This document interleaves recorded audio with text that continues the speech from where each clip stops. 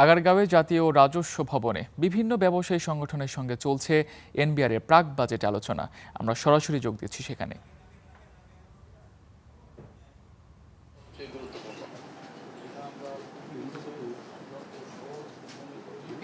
বাস্তবায়নের ক্ষেত্রে এই চ্যালেঞ্জগুলো আসে, একই জিনিস আমরা ফেস করতেছি। আমি আজকে খুব বেশি বলবো না, অল্প একটা জিনিসই বলবো যেটা আমরা বাস্তবতা নিরিখে আমরা ফেস করতেছি। আপনি জানেন যে আমাদের পোশাক শিল্প একটা টাইম বাউন্ড ইন্ডাস্ট্রি, প্রতিটা মুহূর্ত আমাদেরকে ক্যালকুলেট করতে হয় এবং যদি আমরা সময় মতো শিপমেন্ট না করি তাহলে সেটা কনভার্ট হয় ইন্টু এয়ারফ্রেট অথবা ক্যান্সেলেশন।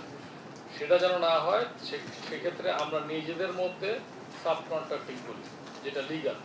এই সাব কন্ট্রাক্টিং করার ক্ষেত্রে দুইটা জিনিস ইম্পোজ করা হয় ফ্রম এনবিআর, একটা হলো এআইটি, একটা হলো ভ্যাট।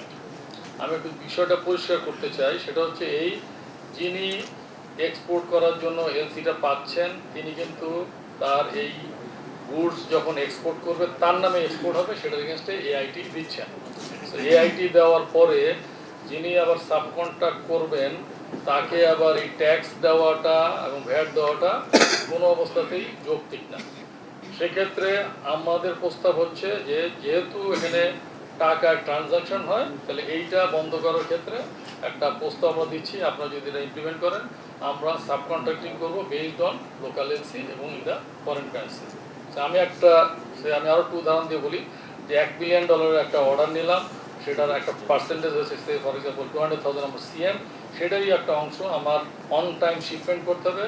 এই জন্য যে বিভিন্ন আমাদের ইনফ্রাস্ট্রাকচার চ্যালেঞ্জ আছে, আমাদের ইন্টারনাল চ্যালেঞ্জ আছে, সেটা ফেস করার জন্য আমি আর একটা সাব কন্ট্রাক্ট দিচ্ছি।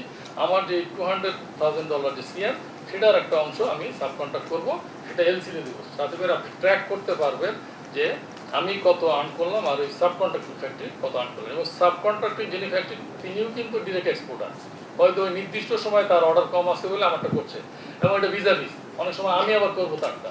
সো এই ক্ষেত্রে এটা হলো ডুয়েল ট্যাক্সেশন হচ্ছে। সো এইটা আমি চাবো যে আপনারা এটা নিয়ে যদি আরও ডিটেল চান, আমরা একদম ম্যাথমেটিক্স করে বুঝে দিতে চাই, এবং এটা যদি আপনারা অ্যাকসেপ্ট না করেন দয়া করে এটা কাউন্টার লস। জাফর শুনতেছো? জাফর, এই তোমার ইস্যু, কিন্তু আমরা গতবার কিছু অ্যাড্রেস করছিলাম আমার যতটুকু মনে পড়ে সাব কন্ট্রাক্টিং এর ক্ষেত্রে।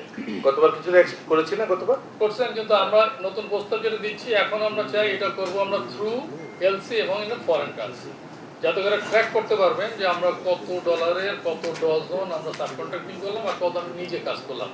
একটা কোম্পানি বাধ্য হয়ে সাব কন্ট্রাক্টিং করে, আবারও বলতেছি অন টাইম শিপমেন্ট করার জন্য। এখানে ট্যাক্স ইভেশনের কোনো সুযোগ নেই, আর এই ডুয়েল ট্যাক্সেশন ইম্পোজ করার সুযোগ নেই।